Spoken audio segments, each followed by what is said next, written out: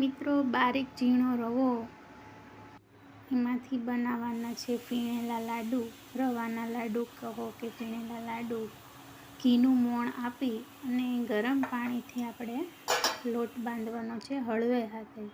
જરાય પ્રેસ નથી કરવાનો. લોટ થોડોક ઢીલો રાખવાનો છે, બહુ કઠણ નથી બાંધવાનો ભાખરી જેવો. પછી આપણે લોટ બાંધેલો હોય એને 10 મિનિટ આપણે રેસ્ટ આપશું. તમે જોઈ શકો છો આવી રીતના મુઠિયા બનાવી અને આપણે તેલમાં તળવાના છે. તમે ઘીમાં પણ તળી શકો છો.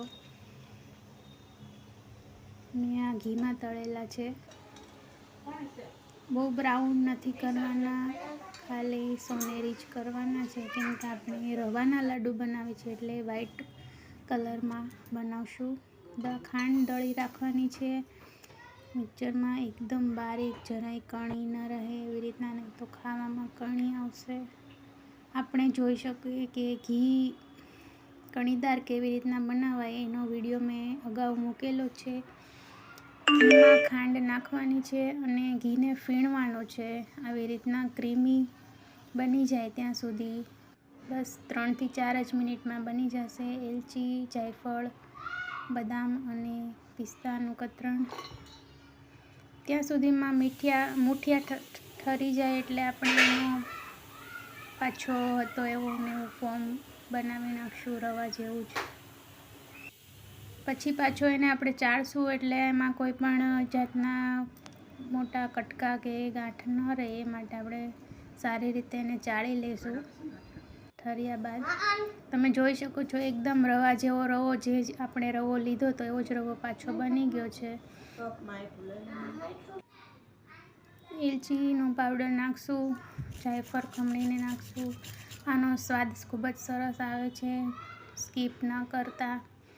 હવે આ ફીણેલા ક્રીમમાં જ આપણે બધું ચૂરમું નાખી દઈશું અને ધીમા હળવા હાથે આપણે એને હલાવશું. તમે જોઈ શકો છો એકદમ લીસો પાવડર બની ગયો છે. હવે આપણે ખાંડ અને ઘીનું જે ફીણ બનાવ્યું હતું એ આપણે રવામાં ચોંટી જાય ચૂરમામાં, એવી રીતના આપણે હાથેથી એને લઢી નાખશું. પછી આપણે આવી રીતના લાડુ બનાવશું. ગાર્નિશ માટે તમે જે કંઈ કતરણ લગાવવા માંગતા હોય એ લગાવી શકો છો.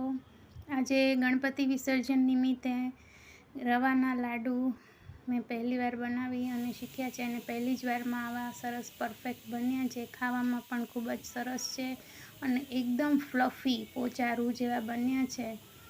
સાકર તમે જેવી રીતના ગળ્યું ખાતા હોય એવી રીતના એડ કરી શકો છો. જો તમને આ વિડીયો ગમ્યો હોય તો શેર કરી દેજો, સબસ્ક્રાઈબ કરજો. Thank you.